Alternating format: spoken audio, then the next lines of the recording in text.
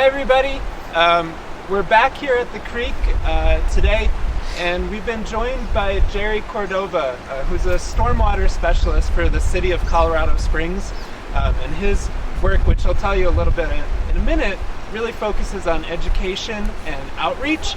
And so we're really grateful to have him here. He's going to give us a more thorough walkthrough of the site today, so you can get some context on what you're looking at in the video that we showed you at the beginning of the block. But before that, I wanted to take a minute to tell you that if you think anything about this class is going well, then you should extend a debt of gratitude in large measure to Jerry. Last fall, he started meeting with all of us to help us brainstorm what this class could look like, to help suggest contacts that we might consider reaching out to provide you with different perspectives on this issue. And he's just been a wealth of information and assistance. He has put up with way more emails from us than anyone should have to bear, and we're just really grateful for his assistance. So I wanted to say up front that we are hugely grateful to Jerry for his time and help. And so with that, I'm going to turn it over to Jerry, and what we're going to do before he gives us the site walkthrough is talk for a couple minutes about sort of his background as an individual, how he's come to his position, help us understand what that position is, and then he'll tell us a little bit about this project, how it fits into the broader vision for sort of stormwater and urban stream revitalization in Colorado Springs, and then more broadly, sort of as a stakeholder with the vested interest as an angler and a resident, what this could look like in his mind. So we'll turn over to Jerry, and if you could start, just tell us a little bit about yourself and how you came to this position in the city. Hello, I'm Jerry Cordova. I am the Stormwater Specialist for the City of Colorado Springs, and we're here at Fountain Creek. So my background, I am a geographer by trade. I'm a muddy boots geographer is what I like to call myself, because I enjoy being outside in the field. So I have done GIS work, Geographic Information Systems, for a number of utilities, worked at the state of Colorado with the Office of Information Technology. So in doing the GIS work that I was comfortable with, I really found that my passion was with water. So I always considered my customer to be someone in the water industry or the water profession. So I started off by working with utilities and connecting dots from fire hydrants and pipes to creeks. That led me to the passion and love of watersheds and what those are and why they're so important, how they function, and how we're all connected to those watersheds. And as that grew, really bringing that home to my neighborhood and my city and what I could do to make a positive impact. So I really feel that where I've ended up, if you will, at this point in my career, in local government, I have the greatest opportunity to make the most difference. And that's why I enjoy what I do at the city and why I plan to stay here. So in being at Fountain Creek, looking at this unique opportunity of Fountain Creek within Colorado Springs, we have a number of things we're looking at. I'll talk more about the complete creeks concept, and what that is and why it's so important, and how this fits into that process. So that's a little bit of background about me, where I came from. You could always reach out if you want more details, other project work, what that is, but really I'd like to go through and look at this site and talk about some of the specifics and how that plays into the larger vision of complete creeks. All right. So we'll take the site walk in just a minute. I was wondering, before we actually take the trek through these couple blocks, Jerry, if you could tell us sort of the genesis of this project, how this project came about, how the different stakeholders came to play a role in this, and sort of just give us like the historical context that we haven't gotten as a class so far about the project we're going to see. Okay, so this segment of Fountain Creek does not have an active trail system. There are some social trails in this segment, but really there is no true trail system or network. It actually does a weird kind of dogleg or segment around this property, so this is really more or less private land, if you will. So it's unique in that sense, where we have a straight corridor without a greenway or an active trail system and trail users. So unfortunately, the bridge over here at 21st Street has had a number of urban campers. There's been homeless people that have started fires throughout the years. That has led to the burning of the fence behind me. It's jeopardized some of the property. Anglers Covey, one of our community partners, has had a number of vandalism, theft, a lot of negative things have happened in the situation, the environment that they've been in. So because this is kind of down and out of sight, it has enabled a lot of that negative activity to happen. And that was one of the reasons why this project started. David Lineweber has been very vocal at City Council talking about the issues that the homeless have posed negatively, and damage that's been done to the property, the lost income, the lost revenue, and having to go through and fix fences and fix property. They've torn out Wi-Fi. The fires I'm mentioning are not warming fires, but much larger. Like I said, they burned half of the fence over by the bridge. So it's not just an issue of someone trying to stay warm or sheltering in place, if you will, but really some larger scale activities that haven't benefited anyone. So last fall, as we began talking about what can a business owner do to be a good land steward and help take a vested interest in our creeks and our corridors to make a positive impact in our community, we started having conversations of what that may look like. One of the programs that I manage is the Adopt a Waterway program. So that allows volunteers to come out throughout the city and engage with our trail corridors and the creeks and pick up trash and litter. So there's a number of other projects that stems and works with throughout the year. That Adopt a Waterway program would have been one way to do this.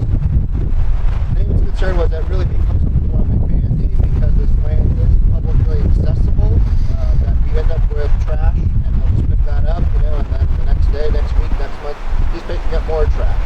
So the Adopt a Waterway program is one opportunity to do that. That may not be the most beneficial solution on a permanent basis. So as we began talking about what other things can possibly happen, we discussed a land lease agreement where he would essentially, through the fly fishing shop in West Cubby, land lease this area of creek from 21st Street to the bridge at Highway 24, and we could somehow more or less protect this area. That would limit the foot traffic, but then also allow him to take ownership over that in a greater sense of not only do the litter cleanups and the maintenance of that, but really protect the stream corridor and offer other opportunities that fit perfectly with our complete creeks. And that's the educational component we'll talk about, as well as a recreational opportunity. Obviously, as an angler, he's very concerned and very interested in being able to use this as an amenity. Awesome. Well, that was a really helpful context, Jerry. Thank you. You just mentioned a Complete Creeks program. And so I was wondering if you could take a minute, since this is something you've mentioned to me and Becca as well when we've spoken with you, and share some perspective with the students in our class about the Complete Creeks initiative and other programs that Stormwater or other offices in the city are working on that might reshape what urban streams and urban stream management in the city looks like. So Complete Creeks is a term that's coined after the complete streets concept in our traffic engineering, where we look at our roadways as complete corridors that enables multimodal transportation.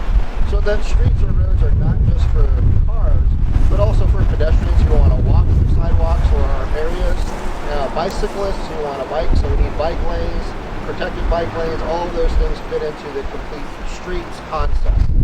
So Complete Creeks, taken from that, means we have these corridors, we have these waterways or greenways as some people call those, that are not just pure water. It's not just the fish that are in these or amphibians, but it's a number of other things that allow us as citizens to engage with the creek corridor. That might be a trail network, that might be a bike path. So again, it's fitting in a segment for everyone that fits into these areas to be able to do things. So for us, City of Colorado Springs and the Stormwater Group, what I look at is a way to engage citizen science, K-12, adults, recreation, other professionals who want to come out to the creek and learn more about water. So through Complete Creeks, we can have an educational component that allows us to get in the creek safely, like access points, and then turn over some rocks, look at macroinvertebrates, look at the life that's in there, as well as the chemistry and a number of other tests. So those are some examples of the educational component. The recreational side of Complete Creeks really ties into activities. In this case, at Angler's Cubby, as an angler, they want to be able to do some fly fishing classes.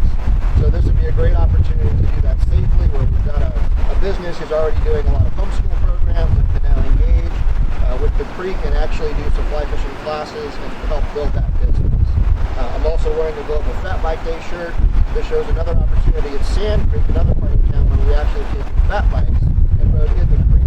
So there are a number of items that we can do. But here at Angler's Cubby, it's really about fishing. Awesome. Awesome. And then the one final question that we were hoping to discuss before we take a stroll along the site itself, something that Becca and I have found really fascinating is the way that people sort of have a vision in their professional capacity of what urban streams could look like.